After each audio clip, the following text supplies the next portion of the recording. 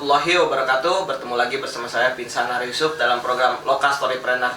Nah, kali ini kita sedang bersama Kang Endang atau sering disebut Kang Edo.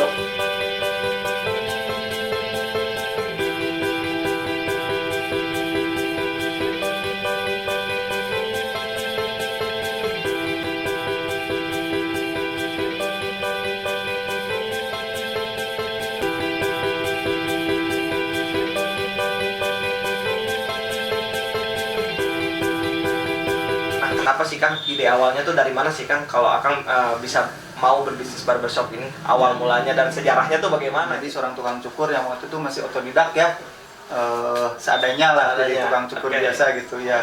Nah itu tahun 95 dan alhamdulillah dari 95 sampai sekarang ya saya menggeluti dunia ini gitu ya. Oke, Kang, pastinya yang namanya membuka usaha itu kan pasti butuh modal dong Kang. Ya. Nah, modal awalnya ini berapa sih Kang buat buka usaha bisnis cukur ini Kang?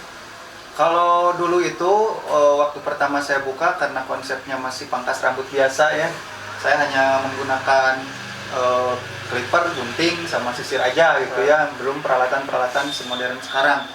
Jadi saat itu kalau nggak salah ya kurang lebih di 1 juta, 2 juta waktu itu saya udah bisa buka usaha ya. Karena memang konsepnya masih tradisional waktu itu ya. Okay. Nah Kang, pastinya ya Akang ketika Akang mau membuka usaha, pastinya kan ada waktu nih ya Kang, dari mulai idenya, terpikirkan ide dan langsung membuka usaha ini kira-kira perlu waktu berapa lama sih Kang? Saat itu kebanyakan kami itu dari Garut itu atau dari kampung itu, jadi kita nggak langsung terjun buka usaha ya, jadi kita kerja dulu di saudara atau di rekan kita yang udah lama buka, kemudian setelah kita bisa kita baru kepikiran untuk membuka usaha sendiri ya. Nggak terlalu sulit waktu itu karena memang waktu itu segalanya masih nggak terlalu mahal ya, sewa tempat, kita beli peralatan juga nggak terlalu mahal waktu itu. Jadi persiapan dari mulai kita punya ide sampai ke buka usaha itu nggak terlalu lama gitu, apalagi untuk jenis usaha ini karena yang terpenting itu kan waktu itu kita punya skill aja gitu. Skill aja, cari tempat ya kita bisa langsung buka sendiri.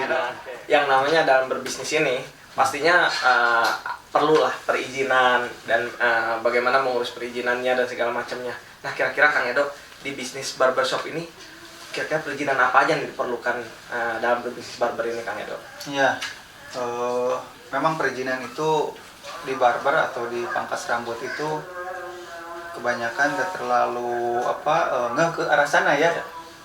Meskipun sebetulnya itu butuh, terbukti ketika kemarin ada program bantuan mereka sebut mengurus perizinan ini ya, harus ada SKU segala macam. Tapi yang terpenting itu di dunia barber ini yang paling diutamakan itu sebetulnya di sertifikasi si capsternya ya, capsternya, karena memang sekarang itu ada standarisasi pola untuk barber.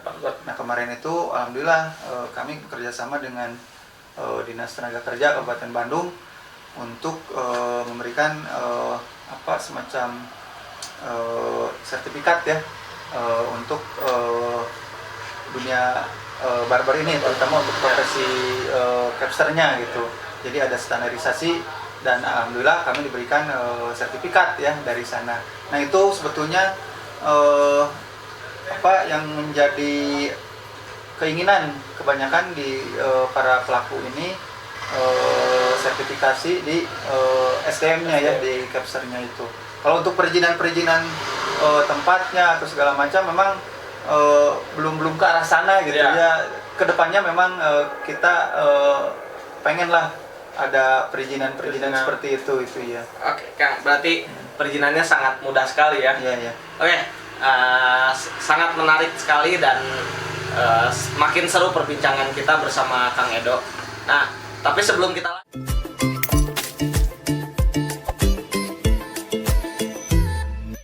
sedikit mereview nih ya perbincangan tadi. Pertama dari mulai usaha itu nggak sulit lah ya. Iya, iya. Juga waktu pun tidak panjang ya. Dan juga perizinan pun tidak sulit ya Kang Iya, Edo ya. iya, iya. Nah, yang penting bagaimana orang ini ya apa tadi perizinan di bidang capsternya, yang penting Iya, capsternya ini capsternya, punya, ya. punya izin ini Iya, kan, sertifikasi, ya. Oke Kang Edo. Nah Kang Edo nih, ini sedikit pertanyaan nih kepada pemirsa Loka Storypreneur. Iya. Nah, langkah awal ini yang harus dilakukan dalam membangun bisnis ini utamanya nih apa sih Kang Edo? Apa aja sih yang dibutuhkan gitu Kang Edo untuk membangun bisnis barbershop ini? Gitu. Sama seperti bisnis-bisnis yang lainnya, yang terpenting itu ketika kita ada kemauan dulu ya, kemauan kita ke arah ingin membangun satu bisnis ini, ya kita harus mempersiapkan dari mulai skillnya ya, skill SDM ya. Karena sekarang itu mulai owner-owner bermunculan ya, meskipun mereka tidak terjun di atau tidak mempunyai skill potong rambut ya, mereka mengambil SDM dan dibangun suatu barber yang sekarang ini kan konsepnya keren-keren ya, karena memang pelaku-pelakunya kebanyakan dari anak-anak muda juga. Nah, yang terpenting itu ketika sudah ada kemauan, kita ikuti juga perkembangan di berbagai media internet ya.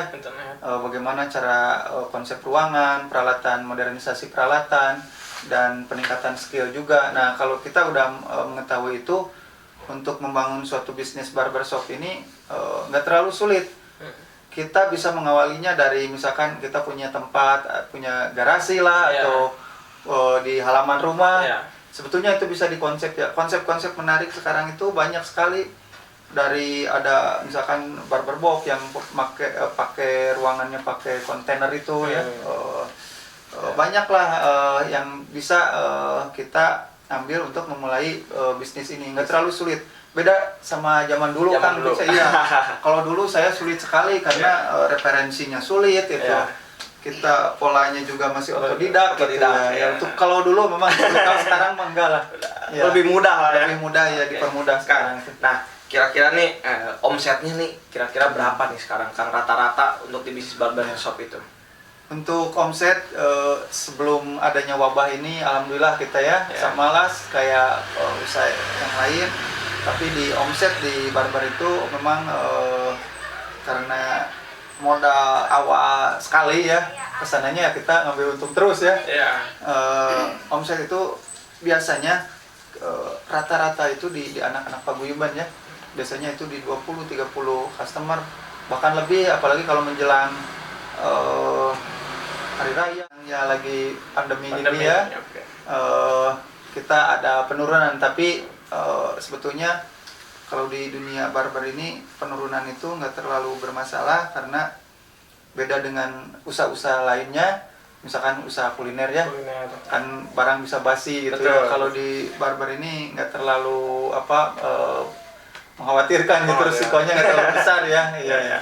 Oke Kang, yang namanya dalam dunia usaha ini pastinya Akang juga melalui dong yang namanya suka dan dukanya gitu kan, pahit manisnya nih dalam dunia usaha dong. Nah, kira-kira suka dukanya apa nih Kang di bisnis barber nih pada para pemirsa Loka Storypreneur? Ya, sebetulnya banyak sukanya dibanding dukanya ya. Banyak sukanya. Sukanya apa? Karena memang jenis usaha atau profesi potong rambut ini salah satu profesi yang kita itu berhadapan dengan customernya atau dengan pengguna jasa kita itu orang ya, bukan barang gitu. Nah, ketika kita berhubungan dengan berbagai macam kalangan, dari mulai masyarakat biasa sampai ke pejabat, dan alhamdulillah saya juga sering motong rambutnya Bapak Bupati ya. Ya, kita dapat undangan ke sana. Nah, itu jadi kebanggaan tersendiri sebetulnya. Nah, ini sukanya itu di sana ada semacam ikatan batin lebih dekat lah dengan customer kita, karena interaksinya lama gitu. Terus kita juga bisa nambah wawasan juga, kita kan sering dapat curhatan dari customer ya. Nah, untuk dukanya sendiri paling di usaha ini kebanyakan kan pelaku usaha ini ya kita masih kontrak tempat gitu ya. Kemudian belum banyak sebetulnya sentuhan-sentuhan atau bantuan-bantuan dari program-program yang digulirkan pemerintah untuk para UMKM yang menyentuh ke bisnis ini gitu ya. Padahal sebetulnya bisnis potong rambut ini sendiri potensinya besar gitu ya. Kita itu nggak terlalu sulit untuk jadi tukang cukur itu, sisi akademisnya nggak terlalu sulit itu ya. Kasarnya nggak sekolah juga bisa lah gitu ya. Tapi bukan berarti nggak usah sekolah gitu ya. Sekolah penting gitu ya. Tapi kalau misalkan lulusan kayak SD juga, SMP juga itu bisa lah terjun ke sini, ke dunia ini, ke dunia barber ini. Nah itu Kang Musa. Jadi banyak sukanya lah. Banyak sukanya daripada dukanya. Karena hobi teh ya, dinikmati gitu. Dinikmati. Nah Kang, katanya nih kita dengar-dengar nih katanya Kang lagi buka pelatihan gratis nih di Paguyuban Tukang Cukur Nusantara atau Pantura nih ya. Nah, itu gimana sih Kang? Boleh diceritain dong sedikit Kang, pelatihan gratisnya seperti apa Kang? Berawal ketika kita mendirikan Paguyuban ini, Pantura ini, sama awalnya kita ingin bikin suatu wadah untuk silaturahmi, untuk berkomunikasi, berbagi informasi ya. Tapi ketika di situ berkembang bahwa sebetulnya kebangkitan usaha ini dari mulai pangkas rambut menjadi barber itu tidak diimbangi dengan SDM ya, SDM yang profesional. Nah tentu saja ini menjadi masalah Kang Musa ketika usahanya berkembang sementara SDM-nya kurang.